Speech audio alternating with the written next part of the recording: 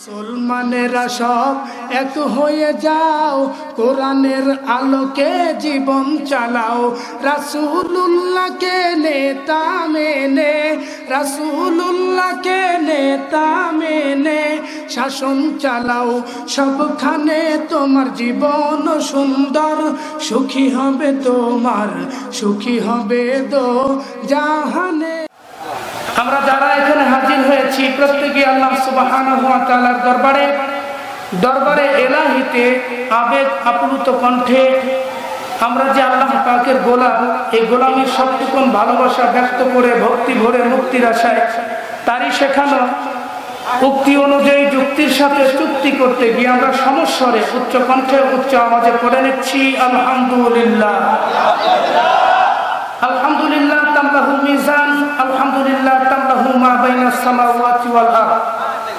আল্লাহ সুবহানাহু ওয়া তাআলা বলেন, সাতস্তবক আসমান এবং জমিনকে যদি মিজানের এক পাল্লায় রাখা হয়, তার বান্দার মুখ মিশ্রিত আলহামদুলিল্লাহর ওয়াজটা ধ্বনিটা বাণীটা যদি মিজানের অপর পাল্লায় রাখা হয়, আল্লাহ সুবহানাহু ওয়া তাআলার মানদণ্ডে বান্দার মুখ মিশ্রিত আলহামদুলিল্লাহর আওয়াজটাই সবচেয়ে বেশি ভারী হয়ে যায়।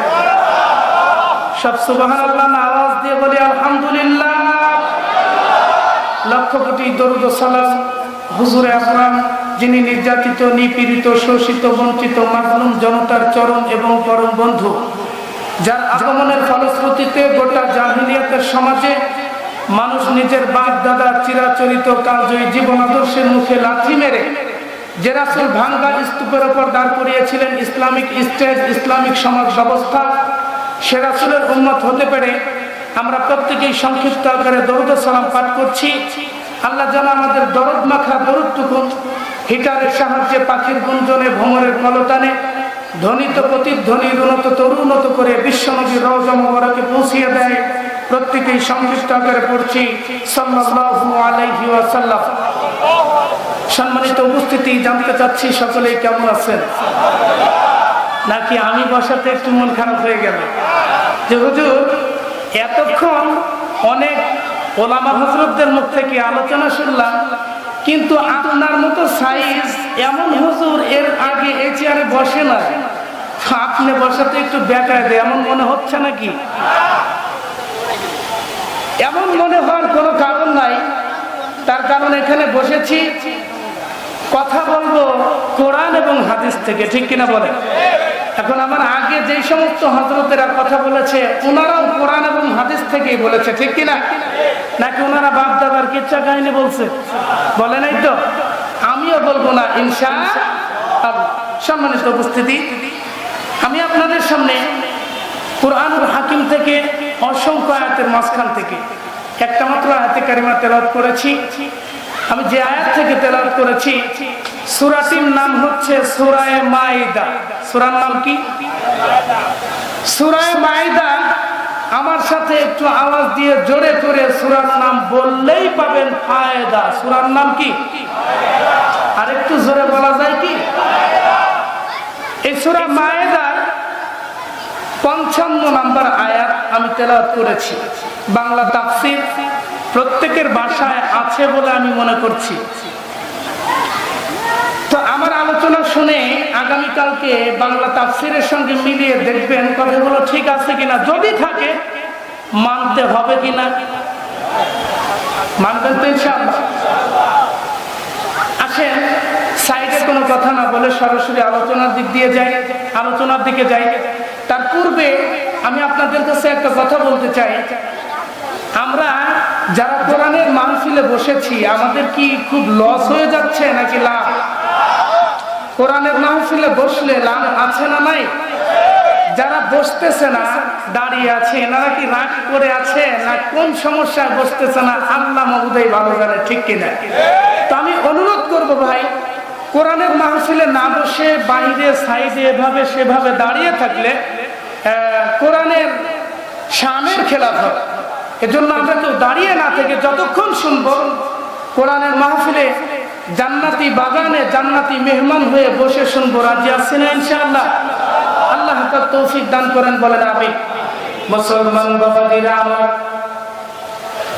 আল্লাহ রাব্বুল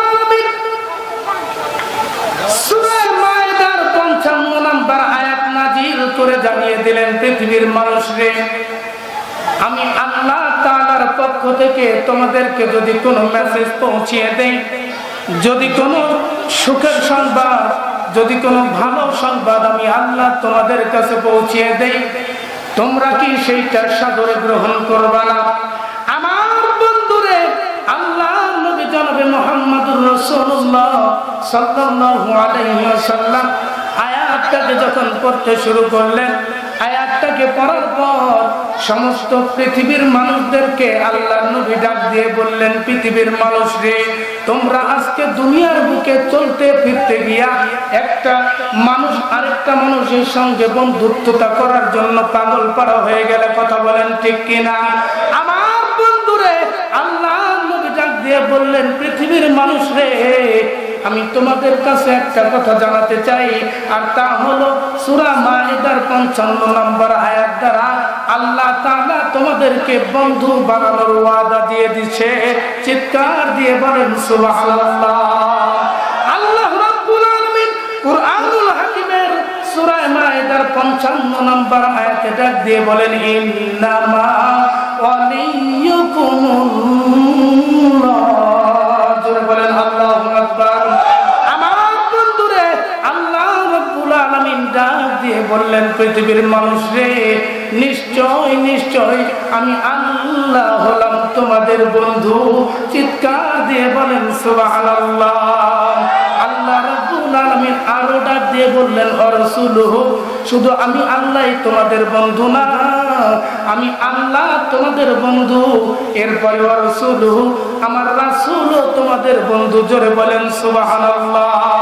আল্লাহ রাব্বুল আলামিন আবার ডাক দিয়ে বললেন, আল্লাযীনা আমানু, নিশ্চয় যারা ঈমানদার, যারা মুমিন গো, তারাও তোমাদের বন্ধু। চিৎকার দিয়ে বলেন সুবহানাল্লাহ। কিন্তু বাদন রে, দুনিয়ার জিন্দেগিতে আমরা যদি একজন আরেকজনকে বন্ধু বানাইতে চাই, এমনি এমনি হয় না। যুবক ভাইরা ভালো বুঝবে, কোন মানুষের সঙ্গে, কোন মেয়ের সঙ্গে বন্ধুত্বতা করতে গেলে কিছু না কিছু কর্মসূচি পালন করার দরকার হয় কিনা? আওয়াজ দিয়ে বলেন হয় কিনা? আল্লাহ রাব্বুল আলামিন ডাক দিয়ে বললেন, পৃথিবীর মানুষরে, যদি তোমরা আমি আল্লাহর সঙ্গে বন্ধুত্বতা করতে চাও, কমপক্ষে তোমাদের গুণ লাগবে 4টা। চিৎকার দিয়ে বলেন কয়টা? আল্লাহ রাব্বুল আলামিন বলেন, আমার যদি বন্ধু হতে চাও, এমনি এমনি হওয়া যাবে না, কমপক্ষে তোমাদেরকে 4টা গুণ অর্জন করতে হবে। আর রাসূলুহু, আমার পরে আমার রাসূলও তোমাদের বন্ধু।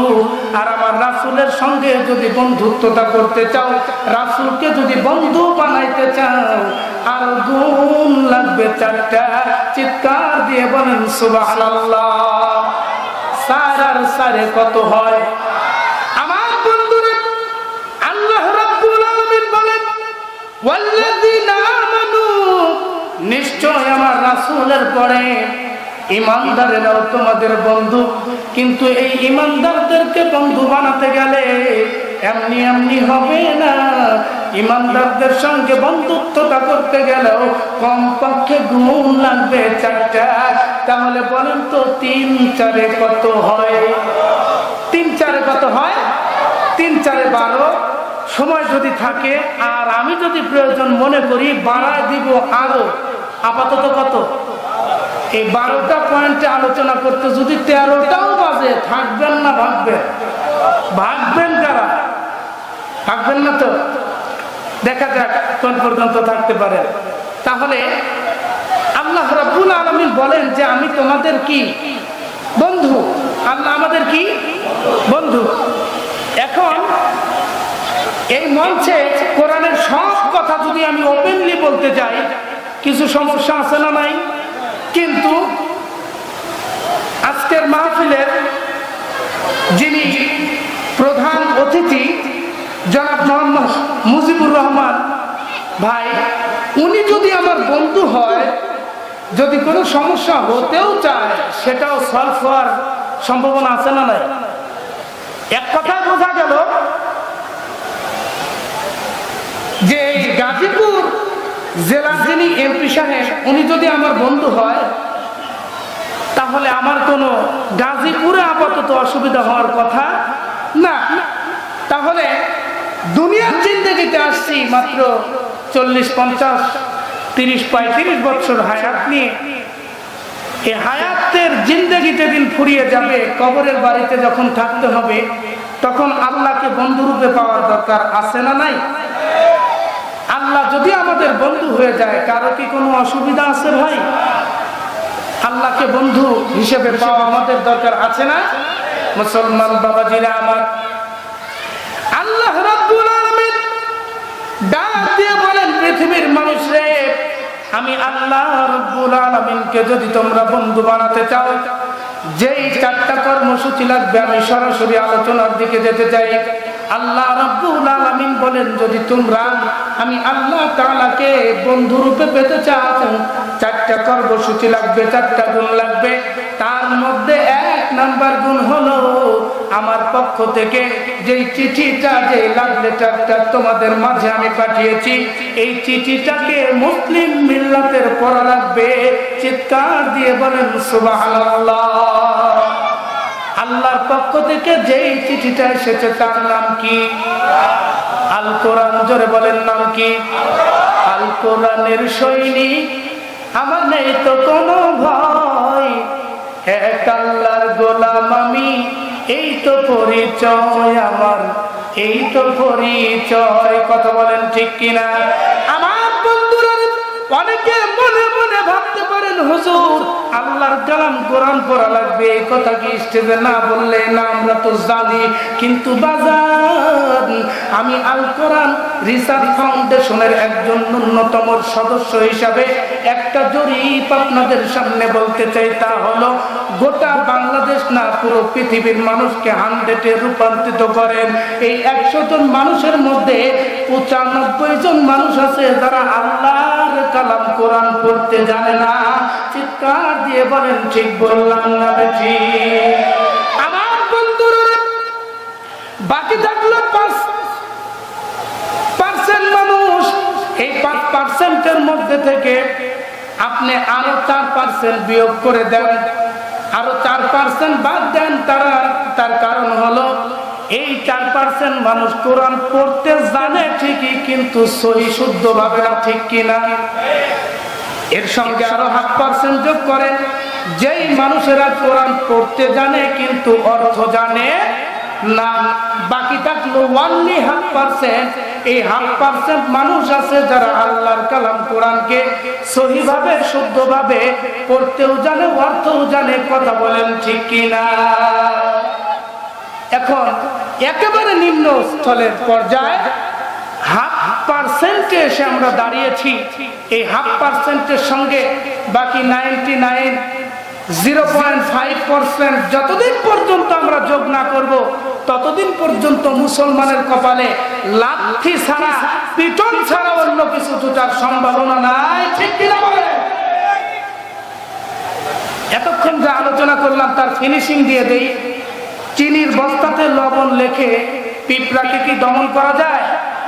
আওয়াজ দিয়ে বলেন, দমন করা যায়? মুসলমান, চিনির বস্তাতে লবণ লেখে পিঁপড়াকে যেমন দমন করা যায় না, ওয়াল্লাহি তাল্লাহি বিল্লাহি সামান্য হামলা করে, মামলা করে, হামলা করে কোরআনের পথ থেকে, ইসলামের পথ থেকে মুসলমানদেরকে 1 ইঞ্চি আলাদা করা যাবে না, বরং খোদার কদমে তোমরাই আলাদা হয়ে যাবা। আমার এই কথার সাথে কারা কারা একমত? তো হাত উঁচু করে আল্লাহকে দেখা। সম্মানিত উপস্থিতি, তাহলে বোঝা গেল, কোরআনের সঙ্গে যতদিন পর্যন্ত সুসম্পর্ক না হবে ততদিন পর্যন্ত আমাদের কপালে লাঠি পিটন ছাড়া অন্য কিছু জোটার সম্ভাবনা নাই। মুসলমান বাবাজিরা আমার, আল্লাহ রাব্বুল আলামিনকে ডাক দিয়ে বললাম, মাবুদ, আমরা বুঝলাম তোমার সঙ্গে বন্ধুত্বটা করতে গেলে তোমার কালামুল্লাহ, তোমার কোরআনকে পড়তে হবে, কিন্তু আল্লাহ আমরা সকলেই মিলে জানতে চাই তোমার কোরআনটাকে আমরা কেমনে পড়বো, অ্যানালগ ভাবে পড়বো না ডিজিটাল ভাবে পড়বো, কেমনে পড়বো? এই কথার জবাব বলেন তো আল্লাহর কালাম কোরআনে আছে না নাই? আল্লাহ রাব্বুল আলামিন সঙ্গে সঙ্গে ডাক দিয়ে বললেন, পৃথিবীর মানুষ রে, ওয়ারাত্তিলিল কুরআনা তারতিলা। আল্লাহু আকবার। আমার বন্ধুরা, আল্লাহ রাব্বুল আলামিন ডাক দিয়ে বললেন, পৃথিবীর মানুষ রে, আমার কালামটাকে অ্যানালগ ভাবে পড়লে চলবে না, ডিজিটাল কায়দায় পড়লে চলবে না। আমার কালামকে পড়তে হবে সুন্দর করে, ধীরে ধীরে, তাসবিহ সহকারে, তারতিল সহকারে। জোরে বলেন ঠিক কিনা? তার কারণ হলো, জপিতে খোদার কালাম এত ভালো লাগে, জপিতে খোদার কালাম এত ভালো লাগে। এই কোরআনে জাদু আছে, এই কোরআনে মধু আছে, বুঝিনি তো আগে। জপিতে খোদার কালাম এত ভালো লাগে, জপিতে খোদার কালাম এত মজা লাগে। জোরে বলেন মারহাবা। আমার বন্ধুরে, আল্লাহ রাব্বুল আলামিন ডাক দিয়ে বললেন, পৃথিবীর মানুষ রে, আমি আল্লাহর কালাম কোরআনকে যেমন তেমন ভাবে পড়লে চলবে না, এলোমেলো করে পড়লে চলবে না। অবশ্যই আমি আল্লাহর কালাম কোরআনকে তাসবিহ সহকারে, তারতিল সহকারে, ধীরে ধীরে সুন্দর করে পড়া লাগবে। জোরে বলেন সুবহানাল্লাহ। আল্লাহ রাব্বুল আলামিন বলেন, হে বান্দা, তোমরা যদি আমি আল্লাহর সঙ্গে বন্ধুত্বতা করতে চাও, তাহলে 1 নাম্বার গুণ লাগবে হলো, আমার পক্ষ থেকে যে কোরআন তোমাদের উপরে আমি নাজিল করেছি, এই কোরআনটাকে মুসলিম মিল্লাতের পড়া লাগবে। রাজি আছি তো ইনশাআল্লাহ? আমার বন্ধুরা, আল্লাহ রাব্বুল আলামিন ডাক দিয়ে বললেন, পৃথিবীর মানুষরে, 2 নম্বরে যে গুণটা লাগবে সেই গুণটা হলো, আল্লাহ তাআলা ডাক দিয়ে বলেন, পৃথিবীর মানুষে, আমি আল্লাহর কালাম কোরআনকে শুধু পড়লেই চলবে না, আমি আল্লাহর কালাম কোরআনকে পড়া লাগবে বুঝে বুঝে। জোরে বলেন কিভাবে পড়া লাগবে? এখন এই আলোচনা শুনে অনেকেই মনে করতেছেন একটা গল্প বললে বুঝবেন। সেটা হচ্ছে, সেদিন আমি মাহফিলে গিয়েছিলাম সাতক্ষীরা। কোন ক্ষীরা? সাতক্ষীরা। তো সাতক্ষীরা মাহফিল চলাকালীন এক ছোট্ট বাচ্চাকে ডাক দিয়ে বললাম, বাবা তোমরা কয় ভাই? এই ছোট্ট বাচ্চা আমাকে উত্তর দিচ্ছে, হুজুর আমি হই না, আবার কয় ভাই? তো চিন্তা করলাম, প্রশ্ন করলাম একরকম, উত্তর হলো আরেক রকম। তো আল্লাহর কি শান, মাহফিল শেষে ছেলেটাকে আমি পেয়ে গেলাম। তো জিজ্ঞাসা করলাম, ভাই তোমাকে প্রশ্ন করলাম যে তোমরা কয় ভাই? উত্তর দিলেই হয়, তুমি অ্যান্সার করলে আমি হই না, আবার কয় ভাই বুঝলাম না। কয় হুজুর আমি হই না বলে আমার মা আমার বাবা দরগায় দুর্গায় বাজারে মাজারে তাবিজ কবজ করে কোনো মতো আমি হইছি হুজুর, আবার বলেন কয় ভাই? এখন আমার এই আলোচনা শুনে অনেকেই মনে করতেছেন, হুজুর কোরআন তো পড়তেই জানি না, আবার বুঝে বুঝে আমি হই না, আবার কয় ভাই? পড়তেই পারি না, আবার বুঝে বুঝে। ঠিক কিনা বলেন? এই যে আজকে চান্দুরার এই মোল্লাপাড়া মন্ডলপাড়া মাহফিলে আপনারা যারা এসেছেন, এই মাহফিলের পোস্টার অবশ্যই আপনারা দেখেছেন। পোস্টারে প্রধান অতিথিকে, প্রধান বক্তাকে, দ্বিতীয় বক্তাকে অবশ্যই পড়েছেন।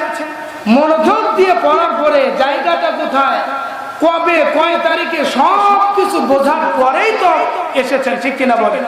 তাহলে দুনিয়ার একটা সাধারণ মানুষের হাতে লেখা এই কাগজটাকে যদি বুঝে বুঝে পড়ার দরকার হয়, মুসলমান আল্লাহর কালাম কোরআনকে বুঝে পড়ার দরকার আছে না নাই? আওয়াজ দিয়ে বলেন আছে না নাই? মুসলমান তারা যখন কোরআন হাদিসের সঙ্গে সম্পর্ক রেখেছেন, কোরআন হাদিস নিয়ে যখন চলেছেন, গোটা বিশ্বের নেতৃত্ব মুসলমানেরা দিয়েছেন, ঠিক কিনা বলে? কিন্তু মুসলমান যখন কোরআন হাদিস ছেড়ে দিল, সঙ্গে সঙ্গে মুসলমানেরা ভিক্ষুকের জাতিতে পরিণত হয়ে গেল। কোরআন তেলাওয়াত করে করে ভিক্ষা করে খায়, কোরআন তেলাওয়াত করে করে মানুষের দরবারে দরবারে যেয়ে চায়। আর বিধর্মীরা মনে করে কোরআন বুঝি ভিক্ষা করার জন্য আসছে, মুসলমান ভিক্ষুকের জাতিতে পরিণত হয়েছে, ঠিক কিনা বলেন? এই কোরআনকে পড়তে হবে, শুধু পড়লে হবে না, আল্লাহর সঙ্গে সম্পর্ক ভালো করতে হলে, আল্লাহকে বন্ধু রূপে পেতে হলে 1 নাম্বার কোরআন পড়তে হবে। 2 নাম্বারে কেমনে পড়তে হবে? বুঝে বুঝে। কেমনে বুঝতেছেন তো নাকি? কোন একজন লোক বলছিল এভরি 5 কিলোমিটার পর পর মানুষের ভাষা চেঞ্জ হয়।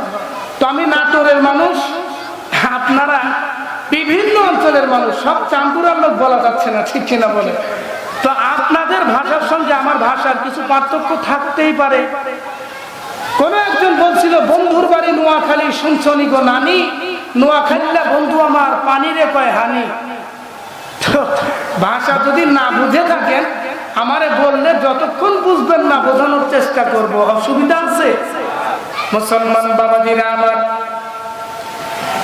আল্লাহ রাব্বুল আলামিন ডাক দিয়ে বললেন, পৃথিবীর মানুষ, আমি আল্লাহ তাআলাকে যদি তোমরা বন্ধু রূপে পেতে চাও, আমি আল্লাহ তাআলা তো তোমাদের বন্ধু, আমি আল্লাহকে যদি তোমরা বন্ধু রূপে পেতে চাও, 4টা গুণ লাগবে। তার মধ্যে 1 নাম্বার আমার কালাম কোরআনকে পড়া লাগবে। 2 নাম্বারে আমার কালাম কোরআনকে শুধু পড়লেই হবে না, পড়তে হবে বুঝে বুঝে। আর 3 নাম্বার হলো আমার কালাম দিয়ে, আমার কোরআন দিয়ে পাবলিকের কাছে তাবলীগ করা লাগবে। চিৎকার দিয়ে বলেন সুবহানাল্লাহ। কিন্তু বাজার রাসূল যে কোরআন দিয়ে যেইভাবে দাওয়াত দিয়েছে, সেই দাওয়াত আছে। রাসূল দাওয়াত দিয়েছিল উহুদের ময়দানে, খন্দকের ময়দানে রাসূলের শরীরের উপর পাথর নিক্ষেপ হয়েছে। আর আমরা আজকে কোরআন দিয়ে দাওয়াত দেই, খাসির রোস্ট আর মুরগির রোস্ট ছাড়া অন্য কিছু পিটন জুটে না। বুঝতে হবে, যেই দাওয়াতে পিটন জুটে না, যেই দাওয়াতে শুধু খাসির গোশত আর এই মুরগির রোস্ট পাওয়া যায়, এই দাওয়াত আর আল্লাহর নবীর দাওয়াত কোনোদিন এক হতে পারে না। চিৎকার দিয়ে বলেন ঠিক বলছি না বেশি? আমি জানি চান্দুরার লোক বড় বড় চোখ, একতরফা তাফসীর শোনা যেমন তেমন কাহিনীর দিকে ঝোঁক আছে না? এই রোগ আছে কিনা? এই জন্য 3 নাম্বার পয়েন্ট থেকে আমি কাহিনীর দিকে যেতে চাই, অসুবিধা হবে নাকি? আমার বন্ধুরা, আল্লাহর নবী হযরতে নূহ আলাইহিস সালাতু ওয়াস সালাম নামে কোন নবীর নাম আমরা শুনছি কিনা? এই নবী যখন কওমের লোকদেরকে দাওয়াত দিল, কওমের লোকেরা যখন দাওয়াত মানে না, কওমের লোকেরা যখন নূহকে বিভিন্ন ভাবে নির্যাতনের স্টিম রোলার চালায়, এবার নূহ আল্লাহর কাছে ফরিয়াদ করে, আল্লাহ আমার কওমের লোকদেরকে আমি কোরআনের পথে, ভালোর পথে, বাঁকা পথ থেকে সোজা পথে ডাকি, কিন্তু আমার কওমের লোকেরা আমার দাওয়াত তো গ্রহণ করে না, আমারে গ্রেফতার করে ধরে আর গিলায় গিলায় মারে। আমি এই জ্বালা সইতে পারি না। আল্লাহ তোমার কাছে আমি দোয়া করি, তুমি আমারে কেমনে বাঁচাইবা, বাঁচাও। আমার বন্ধুরে, আল্লাহ নবী এই দোয়াটা করার পরে আল্লাহ তাআলা সঙ্গে সঙ্গে নবী নূহকে ডাক দিয়ে বললেন, নবী নূহ রে, তোমাকে আমি বলতে চাই, তুমি একটা কিস্তি তৈরি করো। জোরে বলেন কি? আমার বন্ধুরে, কিস্তি তৈরি করা হয়ে গেল। সংক্ষিপ্ত আকারে বলি, সময় খুব কম, অল্প সময়ের মধ্যে আমাকে শেষ করে দিয়ে এখান থেকে বিদায় নিতে হবে আমার বন্ধুগণ। কিন্তু আমি বিদায় নিলে কি হবে, সংক্ষিপ্ত আকারে আলোচনাটা বোঝানোর চেষ্টা চালাচ্ছি। নবী নূহর কিচ্ছা কাহিনী বলার উদ্দেশ্য নয়, এই কিচ্ছা কাহিনীর সঙ্গে আজকের আলোচনাটাকে একটু অ্যাডজাস্ট করে দিতে চাই, অসুবিধা হবে নাকি? আমার বন্ধুরা, নবী নূহ যখন কিস্তি তৈরি শুরু করলো। এক পর্যায়ে কিস্তি তৈরি করা হয়ে গেল। কিস্তি যখন তৈরি করা হয়ে গেল, জাতির লোকেরা, কওমের লোকেরা নূহ নবীর সেই নৌকাটাকে বিপদগামী করার জন্য সব মানুষ গিয়ে সেই নৌকার মধ্যে টয়লেট করলো। জোরে বলেন নাউজুবিল্লাহ। সমস্ত মানুষ নৌকার মধ্যে, কিস্তির মধ্যে টয়লেট করে, পায়খানা করে ভরপুর করে দিল। বাকি ছিল একটা বুড়ি, বয়স হলো 80। এই বুড়ি চিন্তা করে, আমার বয়স হলো 80, আমি বাঁচবো না আর বেশি, যাই গ্রামবাসীর পক্ষে আর নূহর বিপক্ষে একটা ভোট দিয়ে আসি। আমার বন্ধুরা, এইবার বুড়ি যখন সেই নৌকার উপরে উঠলো, খারাপ নিয়াত নিয়ে, টয়লেট করার নিয়াত নিয়ে নৌকার উপরে উঠতেই হঠাৎ করে 5 স্লিপ করে ওই নৌকার মধ্যে পড়ে গেল। ওই নৌকার মধ্যে, ময়লার মধ্যে পড়ে যাওয়ার পর বুড়ি যখন এক পর্যায়ে হাঁপাইতে হাঁপাইতে উপরে উঠে আসলো, বুড়ি অবাক হয়ে গেল। ওই টয়লেটের মধ্যে, নোংরার মধ্যে নামলো হচ্ছে 80 বছরের বুড়ি, আর টয়লেটের সমস্ত মাল মশলা গায়ে মেখে ওঠার কারণে হয়ে গেল 16 বছরের ছুরি। কথা বুঝতেছেন নাকি? আমার বন্ধুরা, এই খবর ছড়িয়ে গেল তাড়াতাড়ি, সমস্ত লোকজনের কাছে এলান হয়ে গেল, নবী নূহর নৌকাটা যে টয়লেটে মাখানো হয়ে গেছে, টয়লেট দ্বারা ভর্তি করা হয়েছে। আল্লাহর নবী নূহ চিন্তা করে, আল্লাহ, তুমি আমারে টয়লেট করার জন্য তো নৌকা বানাইতে বলো নাই, তুমি আমারে কিস্তি বানাইতে বলো না। আমি তো কিস্তি বানাইলাম, কিন্তু আমার জাতির লোকেরা, কওমের লোকেরা টয়লেট করে ভরপুর করে দিল। এই নৌকা এখন আমি কেমনে পরিষ্কার করব, কারে দিয়ে করাবো? আল্লাহ রাব্বুল আলামিন বলে, নূহ রে, চিন্তার কোনো দরকার নাই, আমি আল্লাহর মার, দুনিয়ার ভাই, এমন ভাবে পরিষ্কার হবে তুমি বুঝতেও পারবে না। চিৎকার দিয়ে বলেন সুবহানাল্লাহ। সে আল্লাহ, যে আল্লাহ নবী নূহর নৌকা টয়লেট পরিষ্কারের দায়িত্ব নিয়ে নিয়েছিলেন, নবী নূহকে চিন্তার কথা নিষেধ করেছিলেন, সেই আল্লাহ আজও আছে না নাই? আল্লাহর শক্তি কি আগের মতো আছে, নাকি বর্তমান কিছু শক্তি কমে গেছে? যদি থাকে বিশ্বাস করেন, নূহ নবীকে আল্লাহ যে বিপদ থেকে বাঁচিয়েছিলেন, আর পৃথিবীর মানুষদেরকে আল্লাহ তাআলা বুঝিয়ে দিলেন। পৃথিবীর মানুষ শুনে নাও, নবী নূহ যখন বিপদমুক্তি হয়েছিলেন, আমি আল্লাহর কাছে যেমন সাহায্য চেয়েছিলেন, আমি আল্লাহ তাআলা নবী নূহকে যেভাবে সাহায্য করেছিলাম, দুনিয়ার মুসলিম মিল্লাত তোমরাও যদি বিপদে আপদে আমি আল্লাহ তাআলাকে সাহায্য করতে পারো, ডাকতে পারো, নবী নূহকে আমি যেইভাবে সাহায্য করেছিলাম তোমাদেরকে ওইভাবে সাহায্য করবো, ওয়াদা দিয়ে দিলাম। ঠিক কিনা বলে? সুতরাং সকল বিপদ আপদে আমাদের একমাত্র সাহায্যকারী কে? আওয়াজ দিয়ে বলেন কে? মুসলমান বাবাজিরা আমার, আল্লাহর নবী নূহ যখন চিন্তা করতেছিলেন, আল্লাহ রাব্বুল আলামিন বললেন, নবী নূহ রে, চিন্তার কোনো দরকার নাই, এমন ভাবে পরিষ্কার হবে তুমি বুঝতেও পারবে না। বুড়ি যখন 80 বছরের ছুরি ওই টয়লেটে পড়ে বের হয়ে আসলো 16 বছরের ছুরি। এখন এই খবর যখন এলাকার মধ্যে ছড়িয়ে গেল, তাড়াতাড়ি নূহর নৌকা ওই ময়লার মধ্যে ডুব দিবা যারা, যুবতীতে পরিণত হয়ে যাবে তারা। এই কথা শোনার পর সমস্ত মানুষজন এসে ময়লা গায়ে মাখতে শুরু করে দিল। এক পর্যায়ে ময়লাগুলো ফুরিয়ে গেল। আমার বন্ধুরা, আমরা জাতে বাঙালি, 1 নম্বরের কাঙ্গালি। আমাদের একটা প্রবাদ আছে, বাঙালি জাতি বিনা লাভে তুলাও বহন করে না, আবার বাকিতে পাইলে, মাংনা পাইলে আলকাতরাও ছাড়ে না। ঠিক কিনা? যার লাগবে 1 কেজি, সেও নেয় 7 কেজি। এক পর্যায়ে যখন এই টয়লেট গুলো ফুরিয়ে গেল, আর টয়লেট নাই, আরো মানুষ আসলো, তারাও নেবে, তারাও গায়ে মাখবে। জোয়ান যুবক ক্ষতি হবে, কিন্তু টয়লেট তো আর নাই, কোথায় পাবে? মারামারি শুরু করে দিল। আল্লাহর নবী নূহ বলে, আল্লাহ তোমার কারিশমা তো বোঝা যায় না, এখন তো টয়লেট নাই, আমি দেব কি?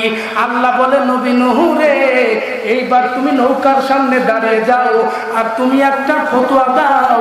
ওই নৌকার ময়লা যখন ফুরিয়ে গেছে, ওই নৌকা 7 বার ধৌত করে, ওই 7 বার ধৌত করা পানি গায়ে ব্যবহার করবে যারা, আগের মতোই কাজ হবে, কোনো সমস্যা নাই। এই কথা শোনার সঙ্গে সঙ্গে রে ভাই, একবার না, 2 বার না, 7 বার নবী নূহর নৌকা মানুষজন ধৌত করে গায়ের মধ্যে মাখা শুরু করলো। চিৎকার দিয়ে বলেন সুবহানাল্লাহ।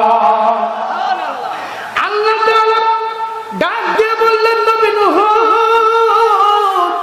আমি আল্লাহ তাআলা এইভাবে টয়লেটটা পরিষ্কার করার কারণে 2টা উপকার হইল। জোরে বলেন কয়টা?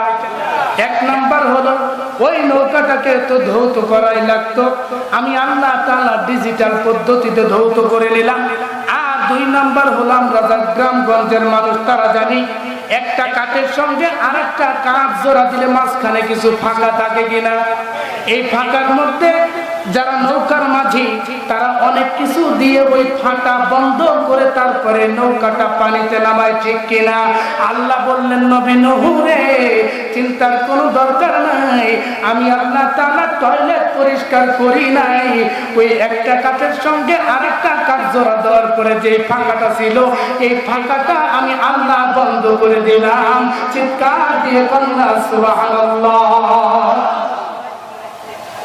এ থেকে বোঝা গেল আল্লাহর মান দুনিয়ার